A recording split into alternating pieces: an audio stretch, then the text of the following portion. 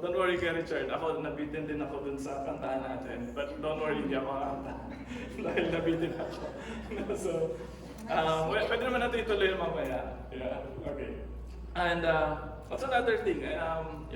Somebody approached me, or pangalanan ko na si Kuya Bobby actually, is actually proposing that we, for the Lincoln Field Care Groups, I think they're planning na magkaroon ng mga worship night, no? So, yeah, please do watch out for those activities that we will have. So, and yeah, it's good. I mean, it's a good experience, right? So that we have, have an intentional time wherein we can spend more time on singing and praying and having fellowship with one another. Right? So, yeah, and please, pray for these events to materialize. Right? And yesterday we also started our new ministry. For those of you who are following our Facebook page, I already posted an update there. So we already started our men's Bible study. So there are 4 of us having Bible study. So we plan this to be more of a regular weekly event, no?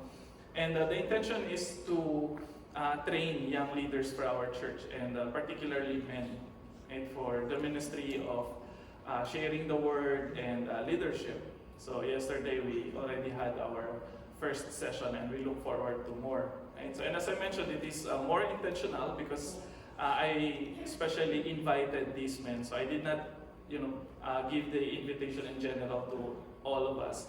Right? So I only talked to a few men whom I know that are committed and passionate about learning about the Word of God. So I think it's another level of Bible study compared to what we are doing every Tuesday.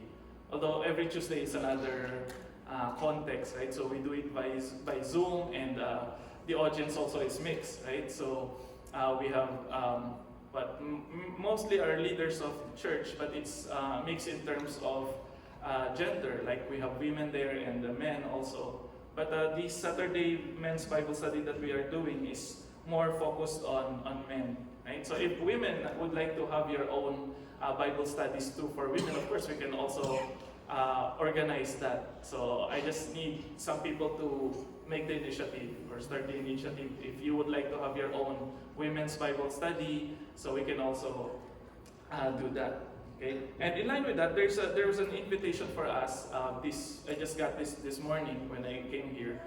So Eastgate is inviting us for a women's dessert fellowship on October 21 after lunch. So it's around 1 o'clock in the afternoon. I think they will have a guest visiting Eastgate who would like to share something about women's ministry in the church. So if you are interested, please let me know so that I can give them an idea how many of you will be there. And actually, they are inviting one of us or one of our ladies to share their testimonies. But yeah, there's a problem, right, with regards to the schedule. October 21 is supposedly our CPC meeting, right? So usually we have our CPC meeting from 9 a.m. to, let's say, 1:30 in the afternoon, right? So, and if you have to rush to Eastgate to attend that fellowship, so, but yeah, we can still negotiate about that. So we'll see if we can attend that, or maybe we can move our CPC meeting to October 28. So yeah, we're still open to for suggestions. So we'll see. Okay, and but yeah, the thing is, we are encouraged and we are glad to inform everyone that our ministry here in FCC is really being blessed by the Lord over the past weeks and months, right? So we've seen a lot of visitors last Sunday, so we praise the Lord for that, and hopefully we'll be able to follow them up. And soon we'll have our newcomers fellowship. Okay, so and based on our schedule, every 5th Sunday, so with regards to that, every 5th Sunday is supposedly our family Sunday, right? So we should usually have potluck or things like that. So this time I would like to recommend or suggest if we can have the last Sunday of October as our newcomers welcome fellowship.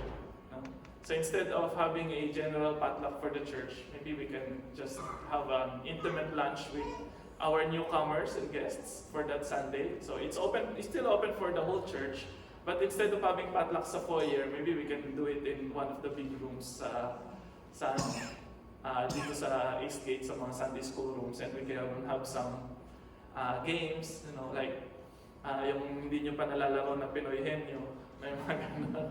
Okay, so yeah, we can have that. No, I mean for our guests and visitors, I think it would be fun, especially those who are new to Filipino culture here in Canada, that you don't have an idea of what Pinoy Henyo is.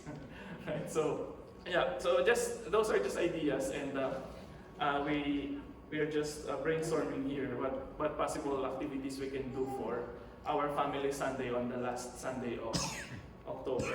Okay, and so we will include all that in our prayers this afternoon. Okay, so before we go to our message, so let us pray. Lord, we thank you so much once again for this opportunity that we can open your word freely and read it and meditate upon it. So we commit to you our time for reflection, that you give us the insight and open our eyes, Lord, so that the things that will be preached and spoken in our midst will be a blessing and will contribute to the transformation and development of our character as Christians, as followers and disciples of Jesus Christ, Lord. We commit to you this time, and we ask for your Holy Spirit, Lord, to be upon your servant as we proclaim your word this afternoon. In Jesus' name, amen. Amen. So the topic for this afternoon is people who belong to the kingdom, or people of the kingdom. So let's open our Bibles to Matthew chapter 21. I will be reading from verse 23 up to 32. So when he entered the temple, the chief priests and the elders of the people came to him as he was teaching and said, "By what authority are you doing these things? And who gave you this authority?" Jesus said to them, "I will also ask you one question. If you tell me the answer, then I will also tell you by what authority I do these things. Did the baptism of John come from heaven, or was it of human origin?"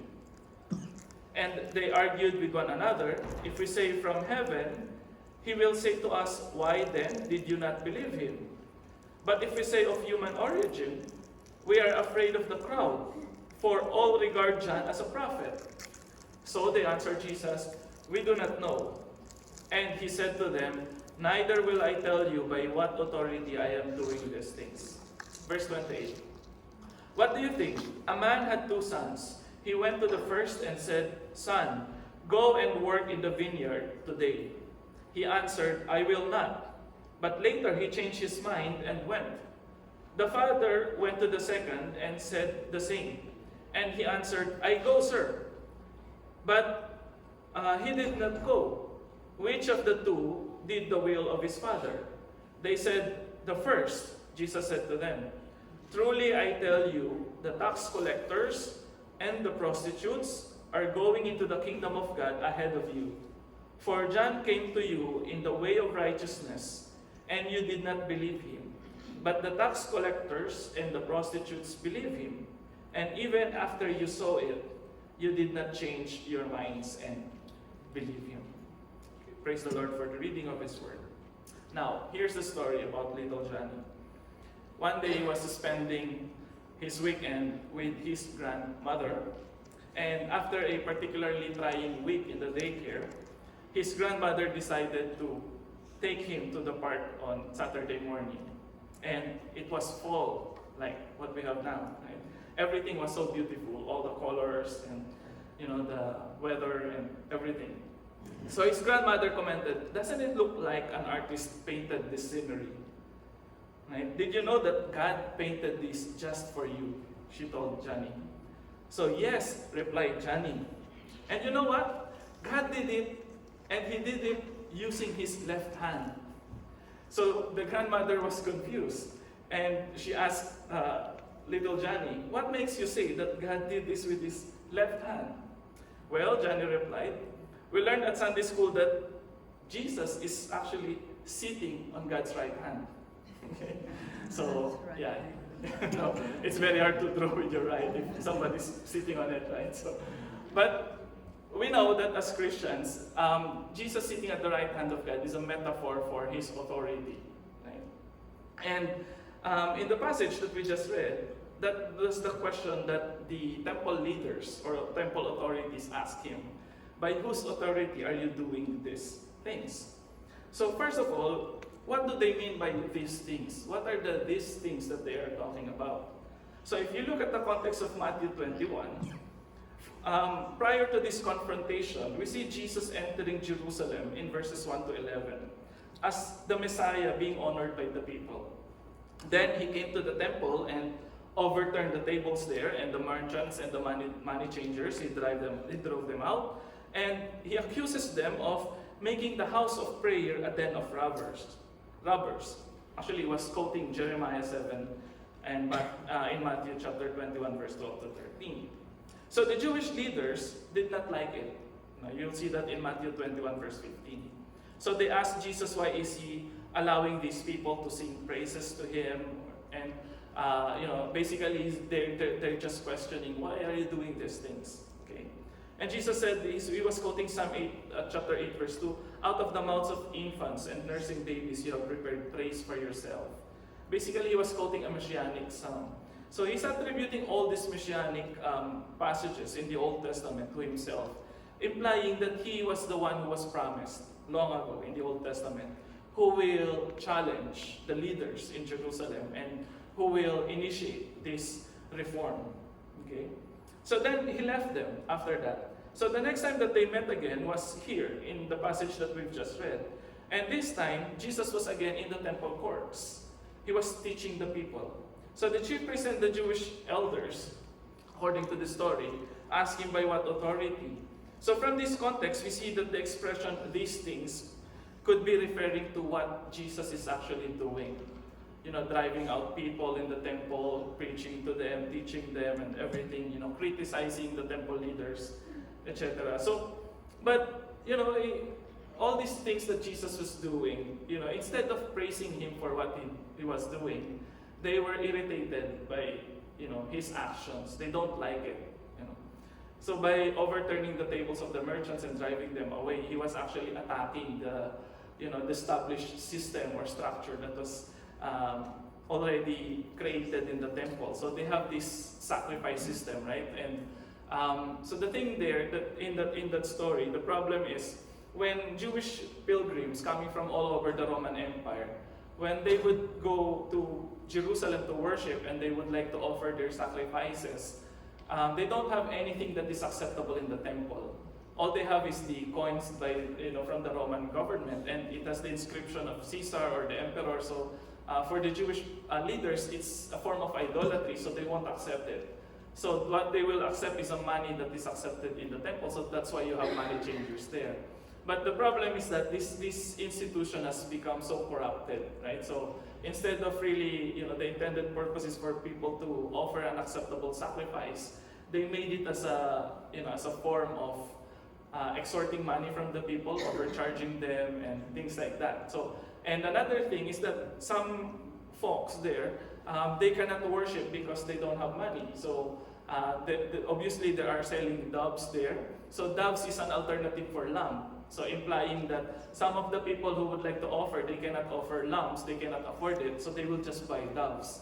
So, but this practice, although it may have started as a noble, intention, so that people will be allowed to worship in the temple, but later on, it became corrupted, and the guilty party here is the temple leaders and the elders, as mentioned in Matthew.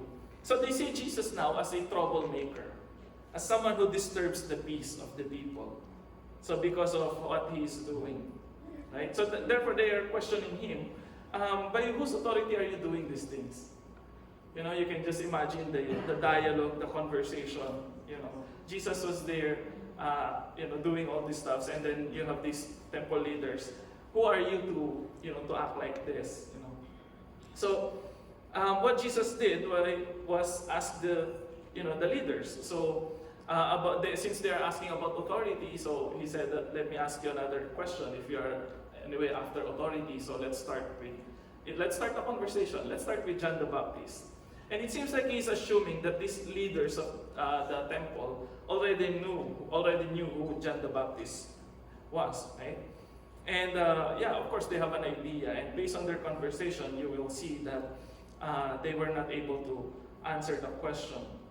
So by asking these leaders about the source of John's authority, Jesus was also, showing them that he follows the tradition that John the Baptist was doing, right? Or what John the Baptist did.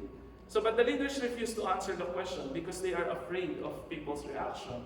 So, in other words, they were on a checkmate status, something like that. So, they cannot go anywhere because they know that if they say that, the authority that John the Baptist has was divine, so Jesus will say, well, why didn't you believe John? Because John was talking about Jesus Christ or Jesus of Nazareth, right? So if they said that it's only from people, then the people will revolt. So, the leaders were actually put in a corner there.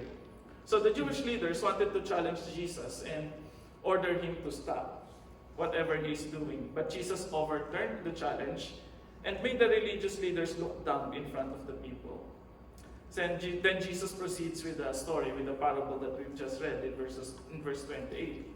So if you look at this parable of the two sons, it seems like there's no, real connection between the previous conversation, right? But when Matthew narrated this, it seems like, he narrated it in such a way that it looks like a continuation of the conversation. So it is related. So later on we will look at that. So Jesus began with another question, since they cannot answer his challenge. He said, "What do you think now?" So a man had two sons. Okay, so and you will see here, if you look at the parable of the two sons, it seems like it's a very ordinary situation in any household. So the father was asking his sons to work.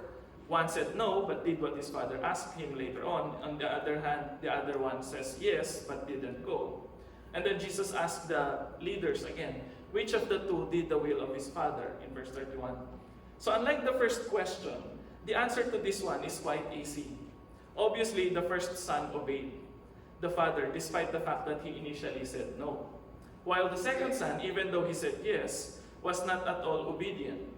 In fact, the second son can be seen as a liar in this story. Then Jesus pointed his audience to the kingdom of God, or kingdom of heaven, as how Matthew would put it. He tells them that they are no better than the prostitutes and tax collectors, people whom they consider as sinners. Therefore, they do not belong to the kingdom, at least from the perspective of the religious leaders. But Jesus is telling them that, it seems like all this story of a parable about the two sons, and then moving on to the topic of the kingdom of God, and telling the leaders that, the prostitutes and the tax collectors are better than you, and things like that. So it seems like they are so disjointed, right? You cannot find a smooth connection about this, but later on we will see. Okay? So it was not immediately clear in the parable who Jesus was referring to as sinners and who are the Jewish leaders in the parable, who is the obedient son and who is the disobedient son. Okay? But when he concluded his speech, it was, it became apparent, it became clear that he's pointing at the reversal of the situation of the so-called sinners and the proud religious leaders. So based on this parable, if we look at this, three things we can observe here about Jesus explaining to his audience the true criteria or standard through which people are accepted to the kingdom of God. So these are the characteristics of these people. Number one, these people are previously disobedient, but then they repented, okay, and obeyed later. Second, the people of the kingdom, they are looked down by society. Like the tax collectors and the prostitutes, they are considered to be sinners because of their association with questionable profession or activities. Right? So their society looked down on them, particularly the Jewish leaders who are self-righteous. So number three, these people listened to the preaching of John the Baptist and they repented. That's the third description about the people who will enter the kingdom of God. So based on this passage. So in this part of the gospel, John the Baptist becomes the central topic of the discussion.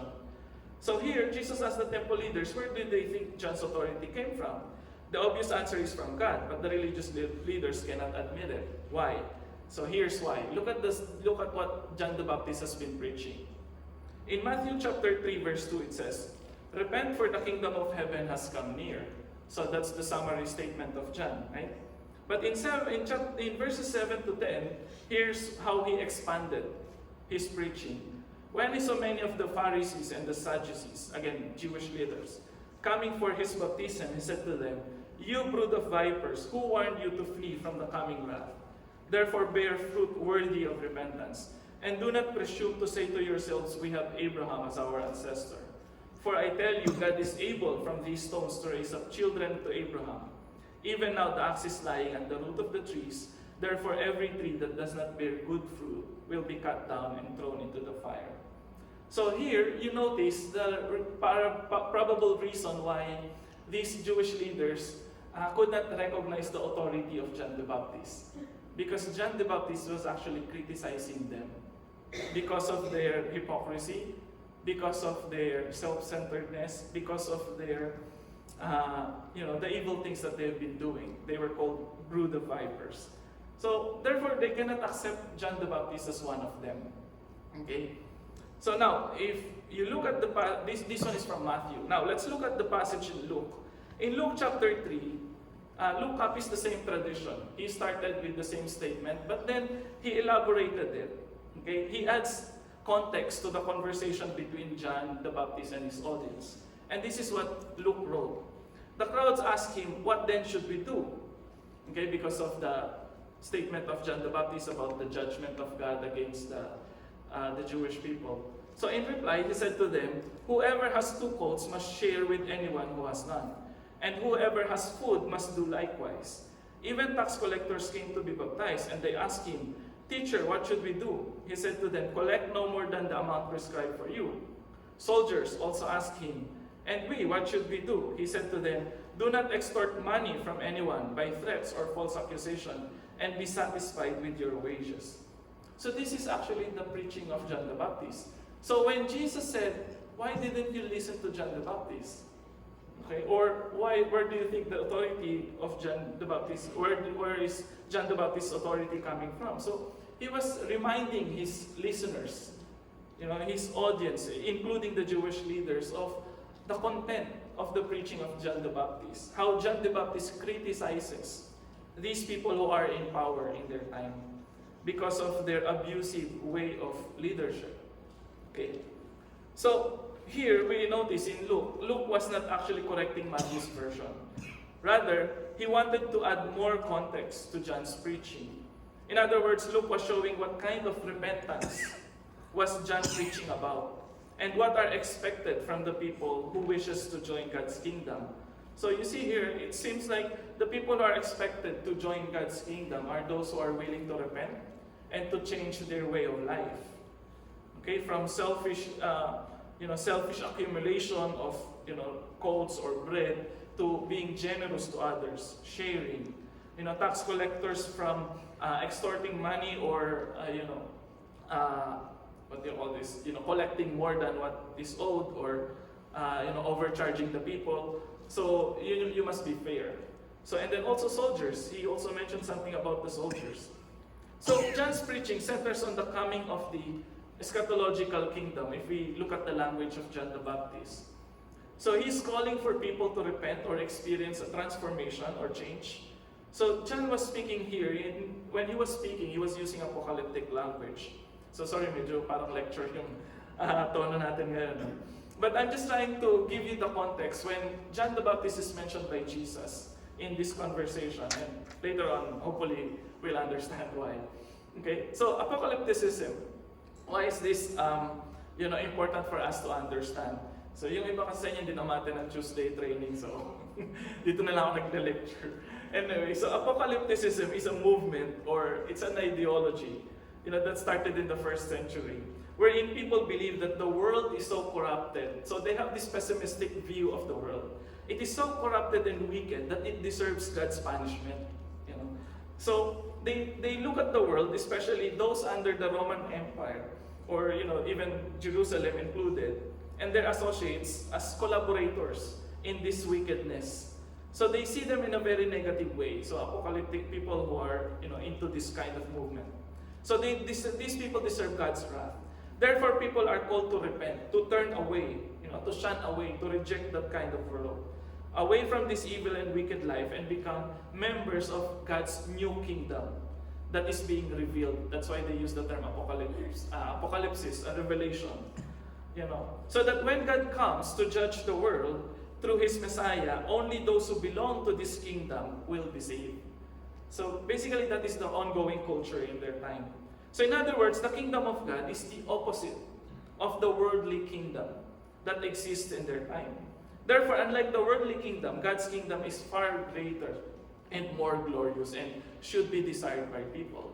But again, the question is, who are the people who belong to that kind of kingdom? Or who are the people who will be accepted in that kingdom? So you see here, when we talk about the language of salvation in the New Testament, particularly in the Gospel, that is their idea of being saved, of being part of God's new kingdom that God is creating. So it's not just about going to heaven when you die, but it's about participating in God's way of recreating the world, the universe, establishing a new kingdom that is different from the one that is existing. So when John criticizes the Pharisees because of their hypocritical affirmation that they are the legitimate children of Abraham, therefore they belong to that kingdom, John the Baptist tells them being acceptable to God doesn't require ethnic belongingness. That's not the main requirement. What John was saying is that rather it is through genuine repentance and submission to God's kingdom. That's the main requirement. It's not about being children of Abraham. That's why he's saying that you will be punished or you will be burned, things like that. So John the Baptist was the exact opposite of the Pharisees, who are members of the elite class or the aristocrats in their society. So while these Pharisees require a lot of things from people in order for them to become acceptable before God, John was telling these Pharisees that there is only one way for people to be saved, and that is by repentance or a change of heart. And Jesus, drawing his authority from the ministry of John the Baptist, was telling his listeners that John was actually talking about him as the fulfillment of what John the Baptist was expecting. John the Baptist was telling the people about the Messiah who will initiate the kingdom of God. And Jesus was telling to his audience that it was him who John was talking about. And he is the one who will establish the kingdom of God. So now, based on these observations, let us look at the characteristics of the people of God, or the people who belong to God's kingdom, based on this understanding of the context of Matthew. So it seems like there are two group of people here that Matthew or Jesus was talking about. So those who are considered sinners and the temple leaders. So they are in exact opposite of each other. So for the sinners, these are the marginalized, the outcasts, and their personality or their character is characterized by humility and repentance and faithful obedience. I will explain those. And then for the temple leaders, they are considered to be authoritarian leaders. They are arrogant and self-righteous, and they are in deliberate rebellion against the kingdom. That's what we will see here. So when we look at the gospel story, it is obvious that the line is being drawn between the chief priests and the elders, or the temple leaders, and the prostitutes and tax collectors, or those who are called sinners. And in this story, it is clear where Jesus stands. Where do Jesus stand between these two groups of people? Obviously, he stands with the sinners. It was actually the tax collectors and sinners who will enter the kingdom ahead of the leaders, because they follow John's preaching of righteousness, while the temple leaders are bound to be judged. So apparently, Jesus was showing to his audience who the kingdom of God belongs to. And it is those who are marginalized and outcasts. In some parts of the gospel, we see these statements. In Matthew chapter 5, so you look at the Beatitudes, like, Jesus said, "Blessed are the poor in spirit, for theirs is the kingdom. Blessed are those who are persecuted." And then in Matthew chapter 19, verse 13 to 15, he mentions about the children as belonging to the kingdom of God. What we see here is that the kingdom of heaven, according to Jesus, belongs to those who are poor, to those who are persecuted because of their stand for righteousness and their commitment to follow the will of God, and children. The children represents those who are looked down, or those who are considered as insignificant in society because they are young and they are helpless, they are weak. In other words, these are the humble and the weak, people who have nothing but their faith in God. So unlike the religious authorities, these people are the ones who are often neglected or seen as less important. It seems here that for Jesus, it is the humble members of their society who deserves to enter the kingdom more than the religious leaders.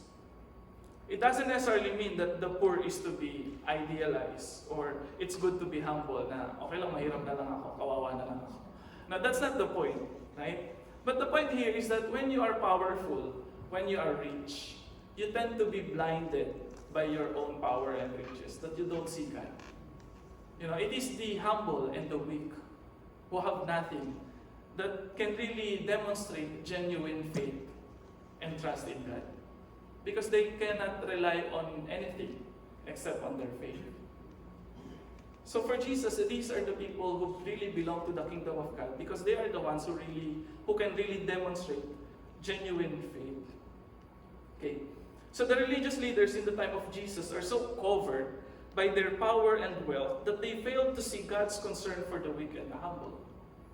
I think this story is telling us to be careful and to watch out that we become like these leaders who are so obsessed with themselves that they fail to live in humility and live in accordance to God's mercy and compassion. Therefore, what is needed now is for people to realize their need for repentance and humility. So that's the second thing about here. The characteristic of the people is that they are people who can demonstrate humility and genuine repentance, in contrast to the arrogant, authoritarian leaders. So this is another thing that separates the people of God. According to Jesus, these people will enter the kingdom of God because they repented, meaning they experience a change or transformation. We know the definition of repentance, right? So it's a turn 360 degrees, no, 190. You know, it's like it's an actual about face, right? So implying it's a real change of direction, right? If you're going east and if you're going to turn, west, so that is how repentance is illustrated mostly, right? And last Sunday, I think we were reminded by Pastor Paul about the importance of going in the right direction by following the path of righteousness and avoiding the way of sinners. Okay. So pathway is a very interesting metaphor also used in the scripture. And in fact, in the gospel that we've read, Jesus described the preaching of John as the way of righteousness. So pathway is a very interesting metaphor, as I mentioned. And I agree that to follow the will of God, it means to walk according to the way of righteousness. But in order for a person to do this, there has to be a change of mind or a realization that he or she is going in the wrong direction. It's very hard to repent if you are not, aware that you are in the wrong. Right? Hindi mo masabi na, mali na pala yung daan ko if you don't know what is the right way. Right? So you just keep on moving and moving without direction. Okay? So kaya importante yung alam mo where you're going. It's good now that we have Waze, di ba? Kaya minsan nakakalito pa rin si Waze, no?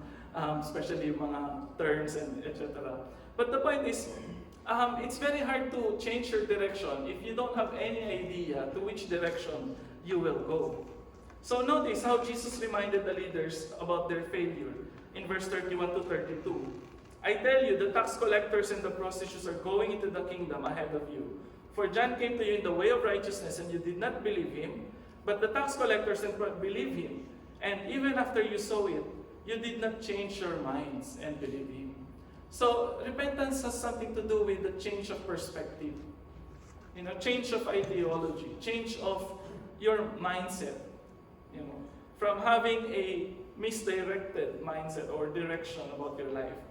It has to, you have to experience some kind of enlightenment in order for you to realize that you are in the wrong direction. So one of the challenges of being a leader is accepting your fault and owning up to your mistakes. That's what we learned yesterday dun sa aming leadership Bible study. So we discussed this thing about narcissism, self-entitlement, authoritarian leaders. So authoritarian leaders, as how I would describe these temple leaders, these are, like the arrogant bosses who see themselves as infallible and inerrant. They cannot make mistakes. Therefore, authoritarian leaders are also not accustomed to accountability. Hence, they have no clear sense of justice, of what is right or wrong, because for them, they are the law. I have to confess that I grew up also in this kind of environment. I grew up in a very conservative Bible school, and when we were given the orientation, the dean of students told us this principle that they follow. Number one, the boss is always right. And number two, if you think the boss is wrong, go back to rule number one. So it sounds funny at the time, and for us it's like it's like a demonstration of power and authority of leadership. That if you are the leader, you must stand by your decision, etc., and things like that. It sounds very strong, but later on I realized that there's something wrong about that kind of thinking. That the boss is always right, because where's the place of accountability? Of owning up to your mistakes as a leader. And that is also our reflection, even in the Alliance Eastern District last Tuesday. We were reminded about this holy alignment of love and humility that comes side by side in the ministry. The importance of humility, acknowledging that leaders are also accountable because we are not perfect. So that is also what we are learning in our Bible study yesterday.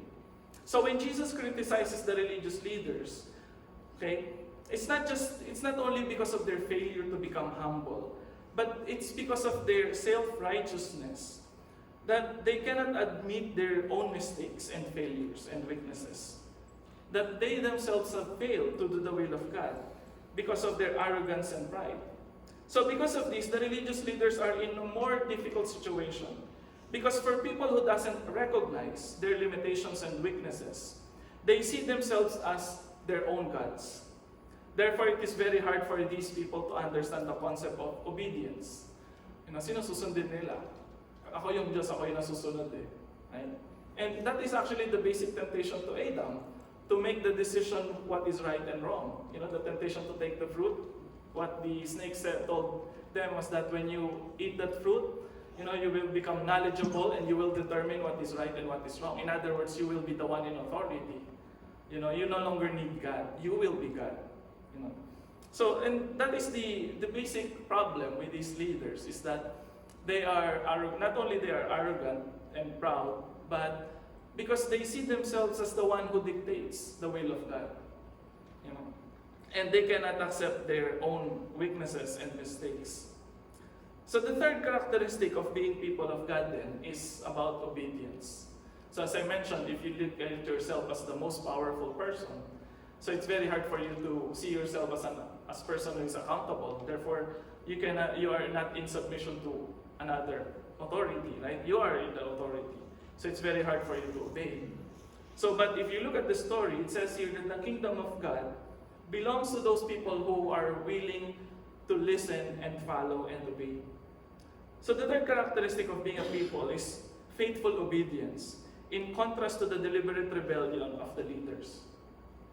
So going back to the parable of the two sons, we notice that both sons received the same request or command from their father.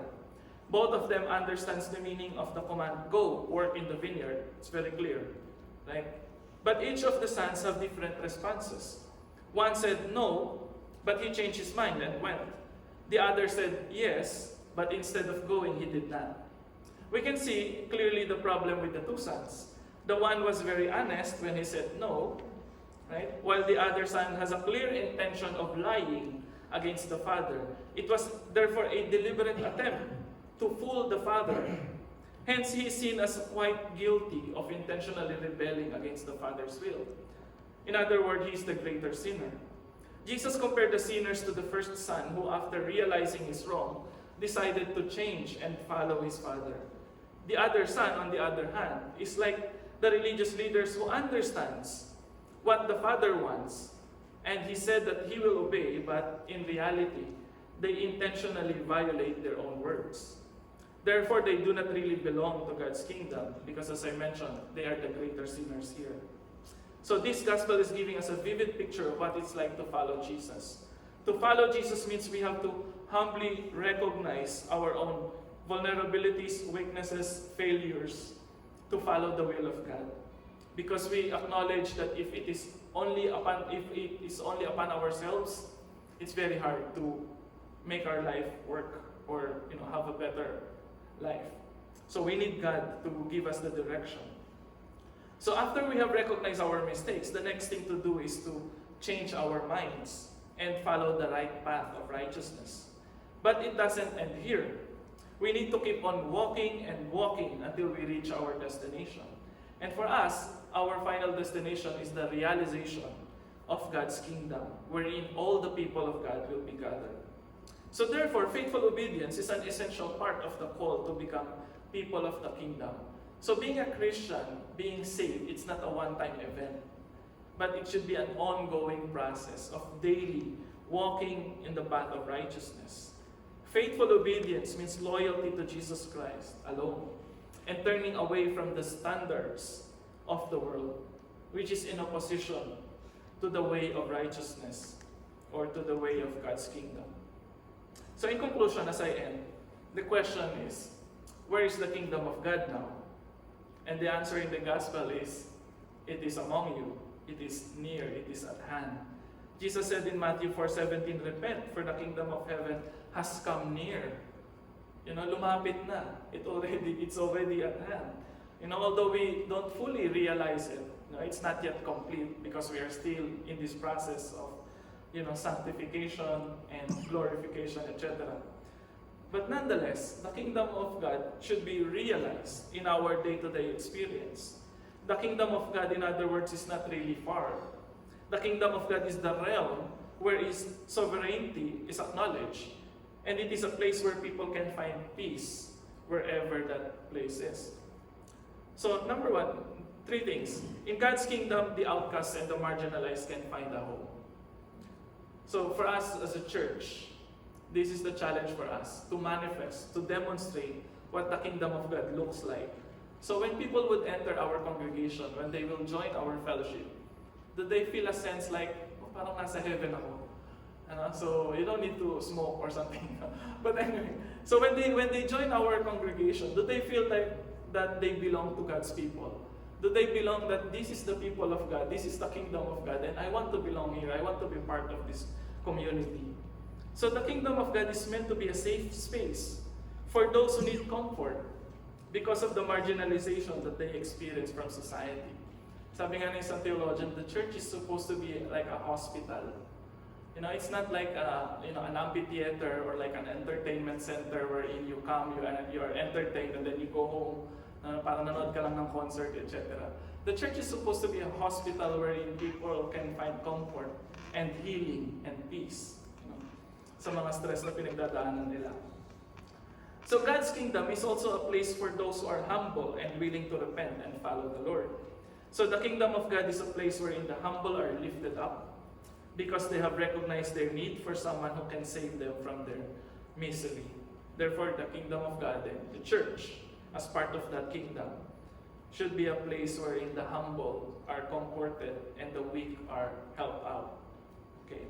And finally, God's kingdom requires faithful trust and obedience to Jesus. The work for the kingdom is still ongoing. Therefore, we need laborers, we need workers who are willing to reach out to people so that these people can also find a place for them.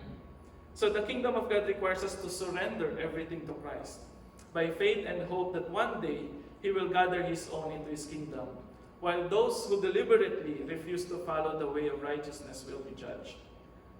So, finally, brothers and sisters, I think the gospel that we are reading today is inviting us to join Jesus in His kingdom building through a life of humility and faithful obedience.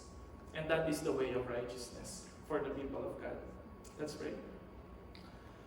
Lord, we thank you so much for how you have reminded us through your word about the importance of understanding our role and our mission as your people, which is to realize and contribute to the building of your kingdom here on earth. So thank you, Lord, for how you have shown your grace to us by calling us and saving us and making us part of this community, of this congregation wherein we can find comfort and peace, and especially in times when we are in great need, Lord, of these things. So we just commit to you our church, the Filipino Community Church, that may our church family will continue to be a blessing and light for others so that they can find a safe place or safe space, Lord, wherein they can just surrender and express their faith on you, Lord, whatever their experiences are. So we commit all these things to you, Lord, in Jesus' name. Amen. So before we